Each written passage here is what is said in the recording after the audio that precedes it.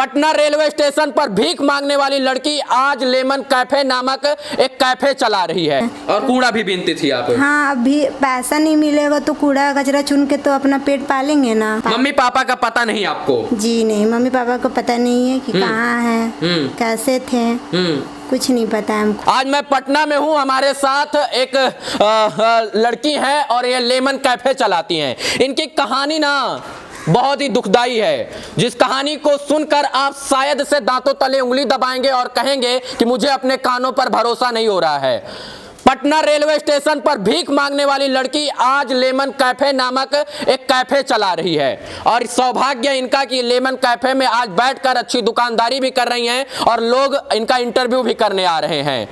बहुत सारी इनकी कहानी है, उसी कहानी को सुनते हुए मैं इनके पास आया हूं और ये बात सत्य है कि कुछ महीनों या कुछ साल पहले ये पटना रेलवे स्टेशन पर भीख मांगने का काम करती थी और इसके बाद कूड़ा बीनने का काम करती थी, कचरा बटोरती थी। लेकिन आज फुल क्लास एसी में बैठकर ये चाय बनाकर लोगों को पिलाती है और इनकी चाय ना लोगों को पसंद भी आती है। इस वक्त मैं पटना में हूं और इनका नाम, पहले आपका नाम जानना चाहेंगे? मेरा नाम ज्योति है। मेरे साथ ज्योति है। ज्योति, एक समय ऐसा था जब जिंदगी से हार मान गई थी। 1 साल की उम्र में माता पिता ने इनको रेलवे स्टेशन पर छोड़ दिया था, इनका कोई भी सहारा नहीं था। इसके बाद इन्होंने अपने पैरों पर खड़ा होकर पढ़ाई की, रैम्बो होम में गई और आज एक कैफे में चला रही हैं। मैं इनसे जानूंगा कैसे क्या जीवन रहा आपका और आज कैसा जीवन है, क्या कैसे कहानी रही। पटना स्टेशन पर भीख मांगती थी आप, ये बात सत्य है? जी बिल्कुल। हाँ, क्या कैसे होता था बताएं जरा। पटना जंक्शन पे हम भीख मांगते थे, कूड़ा कचरा भी चुनते थे। खाने के लिए नहीं रहेगा तो भीख मांगेंगे ना जी। भीख मांगते थे, कूड़ा कचरा चुनते थे और वहीं पे रहते थे। इधर उधर मतलब कि सो जाते थे पटना जंक्शन पे ही। मेरे साथ जो थे दातुन बेचने वाले, वो मतलब हम उनको पापा कहते थे, वही हमको पाले हैं।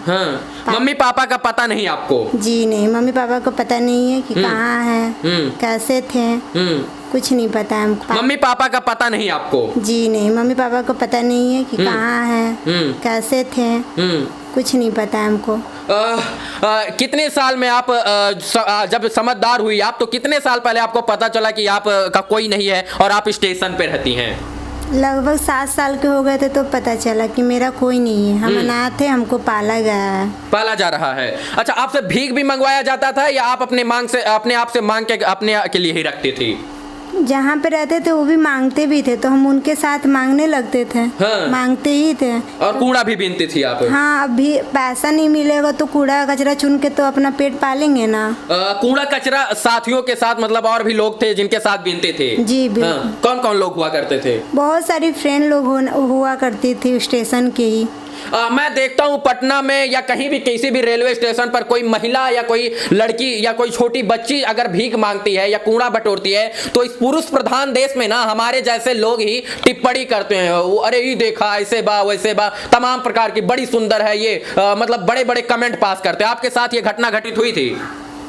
अब उतना हुआ, उतना दिमाग में नहीं रखे, बट कमेंट पास तो अभी भी होता ही है। कहीं भी कोई लड़की भीख मांग रही तो इतना अच्छा हाथ गोड़ है, मतलब अब नहीं, गलत निगाह से भी इस पुरुष प्रधान देश में महिलाओं को देखा जाता है। बिल्कुल देखा जाता है। आप इस देश में 12 बजे रात को रेलवे स्टेशन पर अपने जरूरी काम के लिए खड़े हो जाइए, तब तो आपको गलत कमेंट का सामना करना ही पड़ेगा। और कोई भीख मांगता है या कोई और काम करता है तो उसको तो गलत कमेंट सुनना ही पड़ेगा। ये बात सत्य है ना? जी हाँ। अच्छा, यहाँ का सफर कैसे हुआ? जैसे आप भीख मांगते थे तो जीवन भीख मांगने में ही खत्म हो जाना चाहिए था आपका। बड़ी होती और बढ़िया से भीख मांगती, और बड़ी होती और अच्छे से भीख मांगती, और अच्छे से कूड़ा बटोरती। ये कैफे में इतना स्मार्ट कैसे बन गई आप? सबसे पहले तो हम रैम्बो होम में, हम मतलब नीलू मम्मा है, वो सर्वे करती हैं बच्चे लोग को, मतलब जो सड़क पे रहता है उनका सर्वे होता है। सर्वे के द्वारा उसमें हम भी आए, उसमें नाम लिखाया, फिर हम रैम्बो होम में आए। रैम्बो होम में क्या होता है?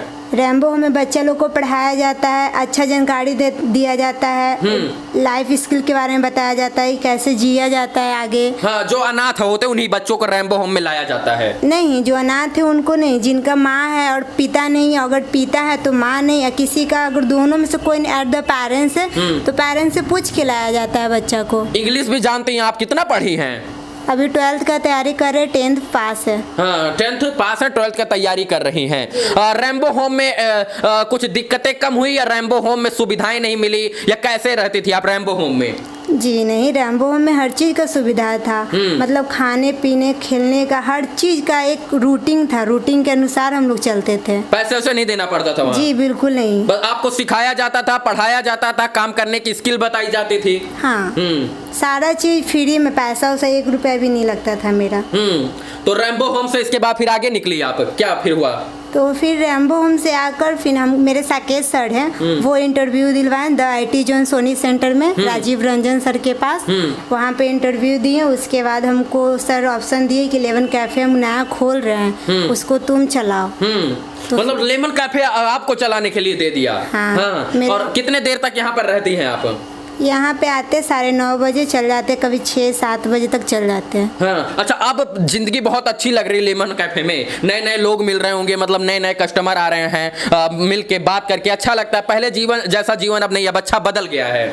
देखिए पहला बात, स्टेशन पे थे तो कोई हमको आप करके कभी नहीं बोला था, अरे तरे मतलब जो भी गंदा लैंग्वेज में। बट यहाँ पे मैम आप करके बोला जाता है, ये सुनने का एक अलग ही अंदाज है मेरा।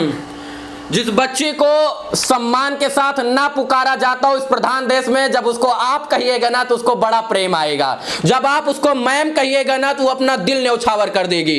अगर आप उसको बहन बोलिएगा तो आपको भाई बनाने के लिए भी तत्पर होगी। इस पुरुष प्रधान देश में कहीं ना कहीं हम ही पुरुष लोग महिलाओं को दबाने का प्रयास करते हैं। तू तड़ाक रे, इधर आ, उधर जा, इधर क्या कर रही है, यही बोलते हैं। और यही कारण है कि इस पुरुष प्रधान देश में महिलाएं कहीं ना कहीं आगे हैं, लेकिन आगे रहते हुए भी वो अपने आप को पिछड़ेपन का शिकार पाती हैं। आज मैं जिस कैफे में हूं, उन तमाम लड़कियों के लिए ये सबक है, मिसाल है, जो जिंदगी से हार मानकर रेलवे स्टेशन पर भीख मांग रही और अपनी जीवन खत्म कर लेना चाहती हैं। क्या कहना चाहती हूं उन लोगों को जो आज रेलवे स्टेशन पर तो हैं, लेकिन वो सोचते हैं कि मेरा भविष्य सिर्फ और सिर्फ रेलवे स्टेशन पर ही व्यतीत होगा। चाहते हैं कि वो भी आकर आगे अपने लिए लड़े। पहला बात कि लड़ना, अगर हम हार मान जाएंगे कि नहीं हम भीख मांगे कि जिंदगी गुजार लेंगे, थोड़ी ना होता है।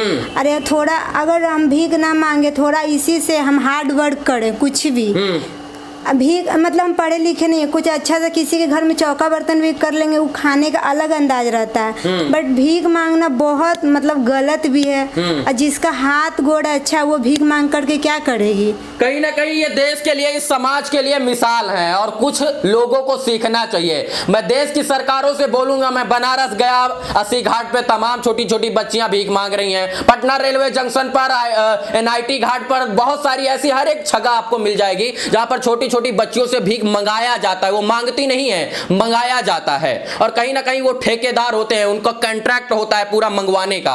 दुर्भाग्य है, अगर तुम इतने ही सामर्थ्य हो तो कहीं ना कहीं इनको एक छोटा सा स्कूल दे दो, क्योंकि सरकार शिक्षा फ्री दे रही है और शिक्षित हो जाएंगे तो ये अपने आप को बदलने में कोई कोर और कसर नहीं छोड़ेंगे। आज ये तमाम तरीके से अपनी जीवन यापन कर रही हैं, जीवन को आगे बढ़ा रही हैं। बहुत सारा यहाँ पर सामान भी बेचती हैं, चाय भी बनाती हैं, अच्छी चाय भी बनाती हैं।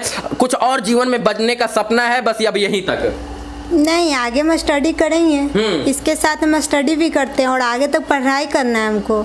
इससे आगे अच्छा जॉब करेंगे ना, इससे तो मेरा लाइफ नहीं ना चलेगा। सही कह रही हैं। बहुत सारी बातें हैं, लेकिन हमारे पास सवाल का, मैं कारण जानती हैं, हमारे पास सवाल बहुत हैं, लेकिन आपने दुनिया के सामने ऐसी मिसाल पेश कर दी, आपने ऐसा काम कर दिया है जहां हम लोगों के शब्द कम पड़ जाते हैं। आप मिसाल हैं, आप असली मायने में कलयुग की झांसी रानी हैं। क्योंकि इस आने वाले समय में लोग ना हार मान जाते हैं, हार मान के सुसाइड कर लेते हैं, मर जाते हैं, नदी में कूद जाते हैं। नहीं करना चाहिए। जिंदगी से हार मान जाना ही एक बहुत बड़ी चुनौती है। जिंदगी से जीना सीखिए आप लोग। इस वीडियो में बस इतना ही। और तमाम दर्शक थे जो देख रहे थे इस वीडियो को, आभार आप सभी का इस वीडियो से जुड़ने के लिए। क्या नाम बताया था आपने? ज्योति जी थी हमारे साथ। कहाँ एड्रेस बताइए। इतना तो पता है हमको कि ये मजिस्ट्रेट कॉलोनी है, थोड़ा और एड्रेस बताइए। मजिस्ट्रेट कॉलोनी है, विजय आई हॉस्पिटल, लेमन कैफे। हाँ, अगर आप लोग यहाँ से हैं तो जरूर आइए यहाँ पर एक बार। आएंगे तो हो सकता है इनका प्रोत्साहन बढ़े। इस वीडियो से जुड़े रहने के लिए तमाम दर्शकों का बहुत बहुत आभार, शुक्रिया, शुभकामना, धन्यवाद मित्रों।